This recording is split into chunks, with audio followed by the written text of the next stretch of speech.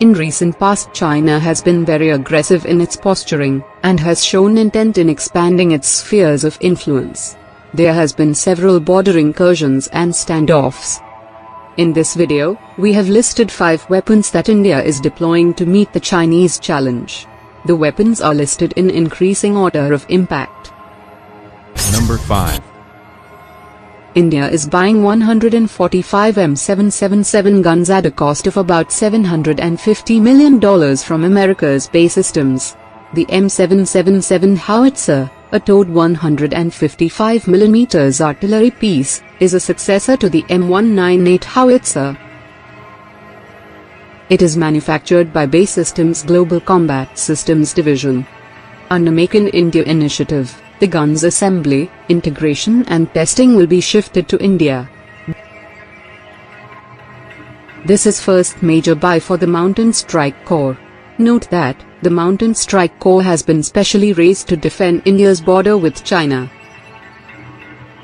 Artillery pieces don't get much limelight when compared to fighter jets or missiles, but are one of the most effective weapons in large-scale wars.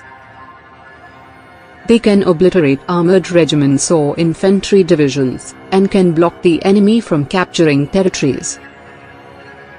The M777 is designed with weight and size in mind. It is lighter than any other 155mm howitzer, having a weight of only 4,100 kilograms. The lighter weight and smaller size allows the M777 to be transported by the C-17 and C-130J aircrafts, CH-47 helicopter as well as trucks with ease. Number 4. Chinese Navy has large number of surface ships as well as submarines. To counter this, India has acquired 8 P-8I Poseidon, and has approved further purchase of 4 more which will be delivered next year.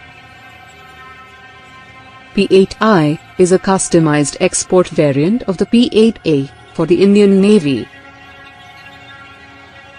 The P-8 Poseidon is developed for the United States Navy by Boeing. It conducts anti-submarine warfare, anti-surface warfare, and shipping interdiction, along with an electronic signals intelligence (ELINT) role. It is equipped with Raytheon APY-10 multi-mission surface search radar, and many other sensors to detect surface and underwater vessels. It carries torpedoes, depth charges, SLAMER missiles, Harpoon anti-ship missiles, and other weapons for offensive intervention. Having a combat radius of 2,222 kilometers, it is ideal for patrolling the vast Indian Ocean region, and neutralizing enemy vessels. Number 3. BrahMos is the only supersonic cruise missile in the world. It is jointly developed by Russia and India. It has a range of 295 kilometers, and travels at speeds of 2.8 to 3 Mach. It can be launched from submarines, ships, aircraft or land. Its speed provides little reaction time to enemy air defenses. Guided by navigation satellites, its own inertial navigation system or independent radars, it can precisely hit its target. India has deployed BrahMos in 3 platforms, which are as follows. 1. Kolkata-class destroyers is equipped with BrahMos, and will be guided by very powerful MF STARS radar. 2. BrahMos has been fitted, and successfully fired from India's frontline fighter, Su-30 Mki. 3. Army is inducting a regiment of land-launched BrahMos, in Arunachal Pradesh, along the China border. Chinese do not have a defense against BrahMos. There is only one defense system in the world, known to have high chances of defending against BrahMos, that is, Barak 8, which is jointly developed by India and Israel. Number 2. INS Arihant is the lead ship of India's Arihant class of nuclear-powered ballistic missile submarines. The 6,000-ton vessel was built under the Advanced Technology Vessel Project. It is India's first nuclear-powered submarine. Construction of 3 more submarines of this class is also underway. It has 4 vertical launch tubes, which can carry 12 smaller K-15 missiles, or 4 larger K-4 missiles. K-15 is a nuclear-capable submarine-launched ballistic missile with a range of 700 kilometers. K-4 is an intermediate-range nuclear-capable submarine-launched ballistic missile having an effective range of 3,500 kilometers. India currently possesses the ability to launch nuclear weapons from land and air. Our hand, armed with K-series missile, will complete the nuclear triad with the capability to launch nukes from sea. This way India will have a very reliable second strike capability and deter China from any misadventure. Number 1. Agni-5 is an intercontinental ballistic missile developed by the Defence Research and Development Organisation (DRDO) of India. Though the reported range of Agni-5 is 5,800 kilometers, it is widely believed that Agni-5 has a range of 8,000 to 10,000 kilometers. Even with stated range of 5,800 kilometers, it can hit most parts of China. It carries a 1.5-ton warhead, has a speed of 24 Mach and accuracy of less than 10 meters. Though exact details are classified, it is widely speculated that Agni-5 feature multiple independently re-entry vehicle (MIRVs), with each missile being capable of carrying 2 to 5 separate nuclear warheads. It is India's most powerful deterrence against any Chinese aggression. Above the clouds, high in the Himalayas, the old Silk Road climbs through 14,000 feet to the Natula Pass, where 2 immense nations meet. It's here that India comes face to face with China. 40 years ago, they fought a fierce frontier war. Now, finally, the border is reopening for trade. Symbol of epic change in both countries as they dash for growth and new riches. India and China together will shape much of this century for all of us. But who will be the winners and losers as they race each other to the top of the world? I'm setting off on a journey through China and India to watch the race unfold. First Shanghai, and the Chinese sprint from the very start. Welcome to take our backup train. The airport train pushes through 430 kilometers per hour, 270 miles per hour, for a mere 8-minute journey. Impressive, undoubtedly. Vitally needed, hardly. But this train is a political statement. Be amazed, be very amazed by China's rise. Once China decided it wanted the fastest train in the world, there didn't need to be any public discussion. This isn't a democracy. In a one-party state, what the government wants, the government gets. The train seems to shout to the world, "We're overtaking you all." Arriving in India is a very different story. This doesn't immediately look like a country on a dash for growth. A taxi in Mumbai, the country's commercial capital, gives me far too much time for a close-up view of slums and jams. Most of India's roads are hopelessly inadequate, part of a lousy infrastructure. But what's holding India back? Partly it's the need to persuade people in overcrowded areas like this to move out of the path of modernisation. They can't be forced out of the way. It's called democracy. But how does it look to those creating the new wealth? Hi. Nice to meet you. What do you think would suit me?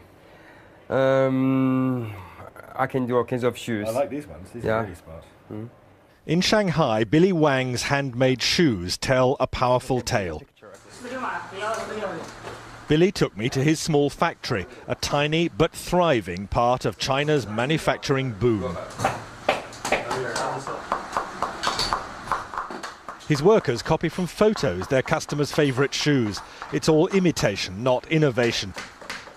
The business is expanding very fast, like all Chinese manufacturing, and Mr. Wang certainly doesn't question China's system, which helps make him rich. I'm just a shoemaker. I just worry about my shoes. Nothing else matters to me. I just want to make good shoes. How much does your business and your future success depend on China's government? According to the Chinese way of thinking, the political system is decisive. Everything else comes second to this. And that's the message big picture China tells you too. In the new Shanghai, with its soaring temples of capitalism, the fast track to wealth has been produced by a rigid political system, communist in name only now. Shanghai's international port is part of national success built on an unwritten deal. Business stays out of politics, especially when the political system delivers so much. The port director told me he's immensely proud of what's been achieved. This area is for refrigerated containers. Over there, those are for hazardous materials. Most of these are for normal dry goods. This whole port was built in 1990. Every year, we're growing by 25%.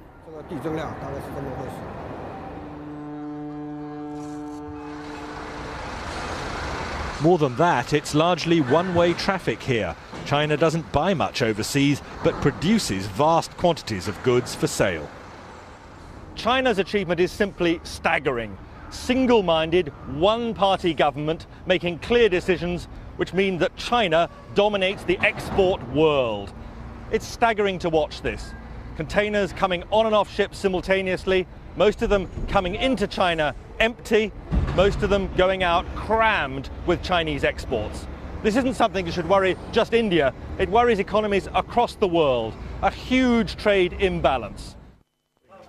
Basically, we have a lot of construction going on right now just before the monsoons. But in India, young risk-takers are not dismayed by China's success. The story of Tarun Tadani in Mumbai is typical.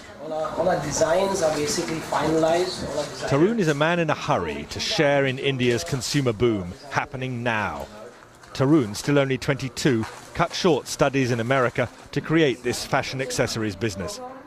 And the emphasis here in his design room, unlike China, is on innovation, not imitation. Here is all our new production. Next door in the workshop, a small team churns out low-cost fashion accessories for eager buyers among India's spreading middle class. Tarun insists India's cheap labour, combined with superior design skills, make a winning formula. We never copy directly. We spend so much time, consistently trying to make new products, new designs, new things out there, finding new trends, just keep developing in new styles. So is this an exciting time to be doing business in India? It's an exciting time because you can see things happening, India is moving very fast, but it's like a boat. But if we can sail or we can even sink. I can't speak for the future, but I can definitely say it is definitely bright. It's a good path, and I think we are on the right track. And big picture India? Well, that stress on skills drives heavy industry too. Here at Mukand Steel, they can't compete with China's bulk, bog standard production.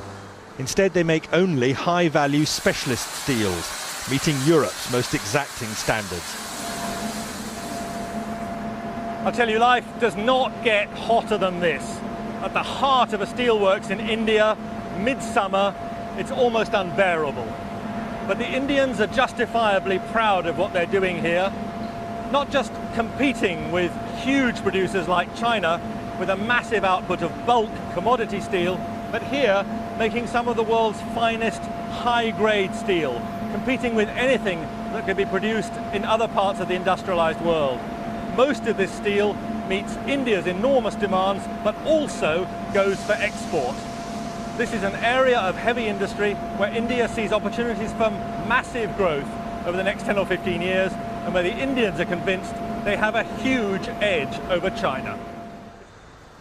Outside, away from the intense heat, I hear some fighting talk from the marketing director. India can catch up and then overtake China. And I don't think China can sustain this kind of high growth rate here for next 3 to 5 years. Is India While going to India's growth rate for last year was 8.5% GDP, the current year has begun with 9.5% in first 2 months. And I think as we go along, we see acceleration of the growth rate as all the industry segments are.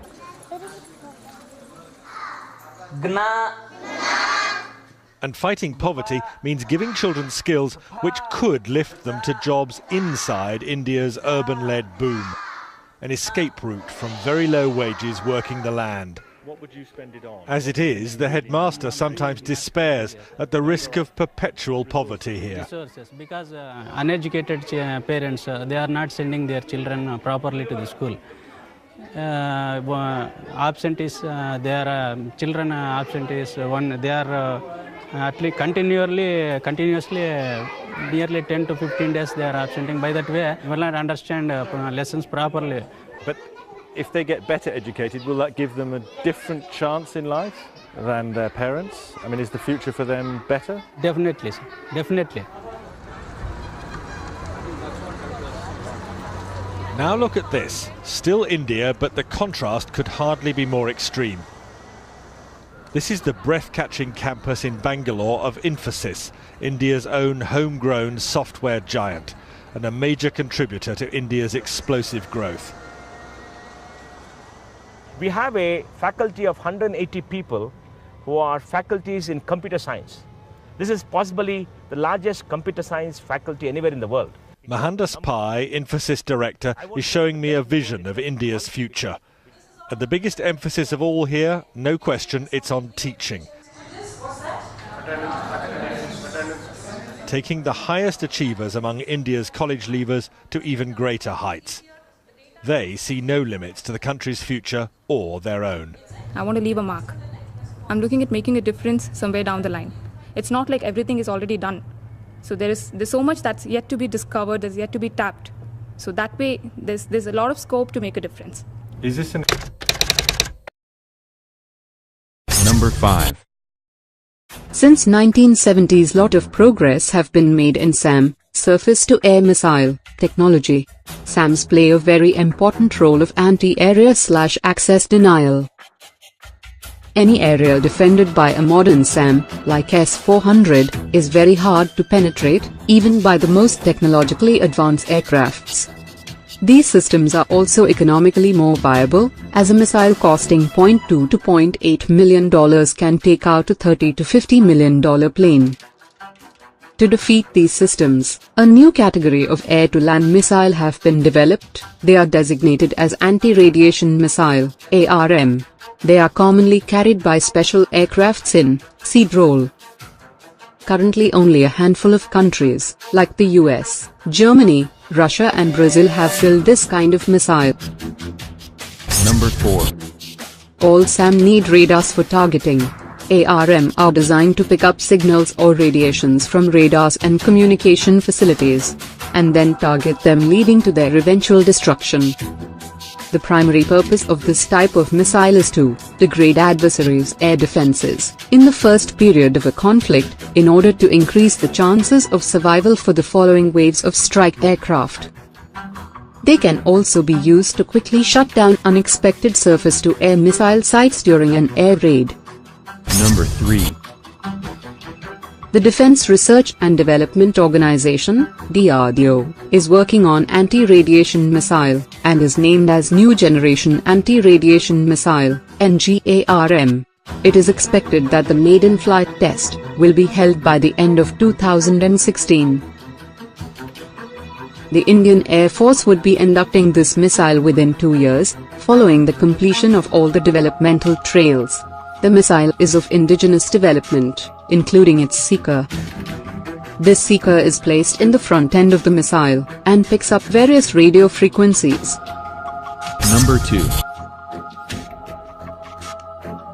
The missile is a single-stage, solid-fueled system, and will be using dual-pulse propulsion system instead of thrust propulsion.